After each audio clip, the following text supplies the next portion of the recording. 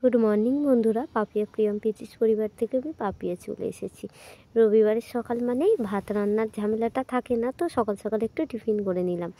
টিফিনে বানিয়ে নেব পাস্তা।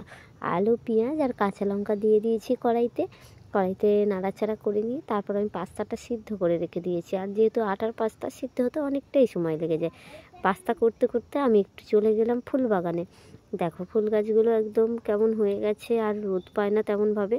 দু একটা গাছে ফুল ফুটছে, আর এখানে একটা জবা ফুল গাছও নিয়ে এসেছিলাম, সেটাও হয়েছে, কিন্তু বাকি গাছগুলোতে একদমই ফুল ফোটে না। আবার গাছ দেখে টেকে আমি চলে এলাম একদম রান্নাঘরে। এখানে দিয়ে দেবো একটু চিলি সস আর টমেটো সস দিয়ে আমি পাস্তাটা রেডি করে নেব। এবারে সকালে ঘুম থেকে উঠতেও আমার একটু লেট হয়, তার কারণ সারা সপ্তাহে তাড়াতাড়ি উঠি, ওই জন্য রবিবারটা একটু লেট করে উঠি। সকালে রান্নার ঝামেলাটা কম থাকে, সেই কারণে পাস্তা রেডি করে নিয়ে একদম চলে গিয়েছি ছাদে।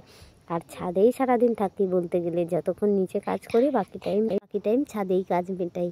আর তারপর মাটা ভিজিয়ে নিয়েছিল ডাল, তো ডালের বড়ি দেওয়া হবে এরকম আমি বড়ি কাটা শুরু করে দিয়েছি। আর বড়ি দিতে তো আমার বেশ ভালোই লাগে, বড়ি দিতে যেমন ভালো লাগে বড়ি খেতেও আমি খুব পছন্দ করি। মাতে আর আমিতে মিলে বড়ি কটা দিয়ে নিলাম, বেশি ডাল দেওয়া হয়নি, 500 মতো ডাল বাটা হয়েছিল।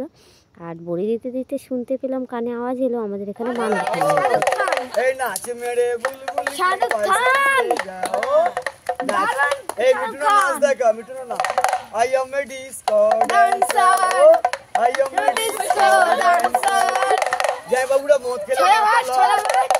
दो घट मुझे पिला दे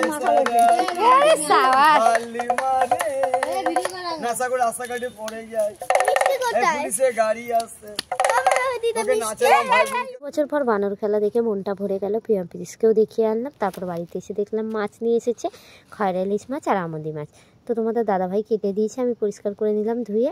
আর এদিকে সবজি কেটে নিয়েছি, রান্না বসাবো। রবিবারের রান্না মানেই আমার একটু বেলা হয়ে যায়, যেহেতু ঘুম থেকে উঠতে লেট, মানে সব কাজেই লেট। আর আমি মশলাটা কিন্তু শিলে বেটে নিয়েছি। এদিকে আমুদি মাছের তরকারি হবে, শুধু ঝাল হবে। আর খয়রা ইলিশ মাছটাকে আমি আলু দিয়ে মাখা মাখা তরকারি করবো। আর আরেকটা রেসিপি যেটা করবো সেটা আমি শেয়ার করতে পারিনি তোমাদেরকে, প্রীতিশ তখন ফোন দেখছিল, সেই কারণে। আর রান্নার ফাঁকে ফাঁকে একটু গিয়েছিলাম ফুল বাগানে। আর তোমাদের দাদাভাই রবিবার বাড়িতে রয়েছে, ওকে বেশ কয়েকদিন যাবত বলছিলাম টবগুলো ছাদে তোলা হবে। দেখো টবগুলো ছাদে তুলে নিলাম, আর নিচটা কত সুন্দর করে পরিষ্কার করে দিয়েছে। আর আমরা ছাদে গিয়ে স্নান করে নিয়ে খেতে বসলাম। আর যে বেগুন দিয়ে মাছের তেলের রেসিপিটা আমি করতে পারিনি, ওটা তোমাদের অন্য একদিন দেখাবো। এত অসাধারণ টেস্ট হয়েছিল খেতে, কি বলবো।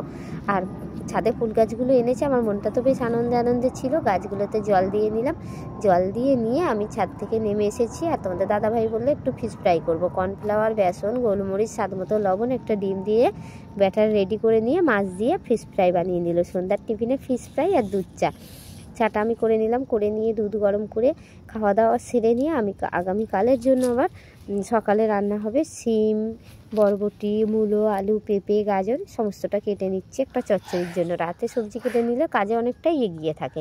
আর এই যে ধনেপাতাগুলো দেখলে, এগুলো কিন্তু আমাদের চাষের, আমাদের বাড়ির জমিতে চাষ করেছে, আমার জ্যাঠা শ্বশুর দিয়েছে। আর এদিকে মা দিয়েছে চিকেন তরকা আর রুটি নাতিদের জন্য।